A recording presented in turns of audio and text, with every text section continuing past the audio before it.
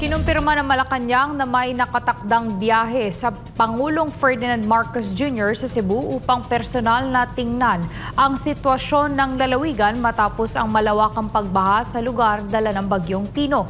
Samantala, pinasisiyasat ng Pangulo ang umano'y hindi gumaganang flood control projects sa Cebu. Si Creslin Catarong magbabalita.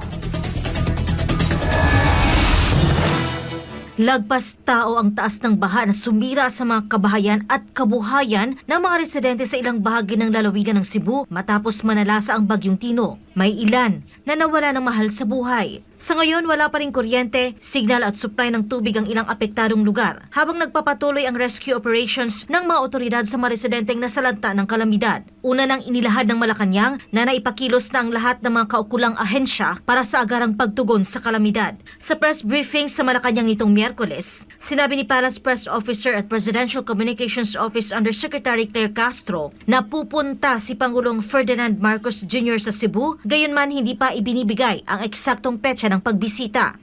Meron po siya, pupunta po siya sa Cebu at ipagbibigay, alam ko na lang po sa inyo ang pinaka-data at kailan ito gagawin.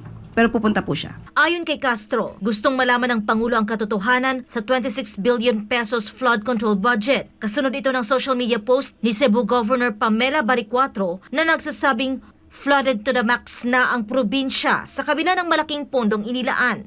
Kaya mas maganda po na kung siya man po ay nagagalit, yan din po ang nararamdaman ng Pangulong Marcos Jr. Dagdag pa nito, bukas ang Malacanang sa anumang impormasyon mula kay Governor Baricuatro kaugnay ng posibleng irregularidad sa mga proyekto. So, pagtulong-tulungan po natin mahanap ang dapat na papanagot sa mga maanumalyang flood control projects. Batay sa inisyal na datos mula sa DPWH website, 343 flood control projects ang naipatupad sa Cebu mula 2016 hanggang 2022 kung saan 2 ang na-terminate. Dagdag pa rito, mula 2023 hanggang 2025, may naitalang 168 flood control projects kung saan 55 pa ang patuloy na isinasagawa. Sa tanong kung apektado ang relasyon ng Pangulo at ng Gobernador, sinabi ni Castro na tutulong ang Malacanang sa lahat ng lokal na pamahalaan, anuman ang kulay sa politika.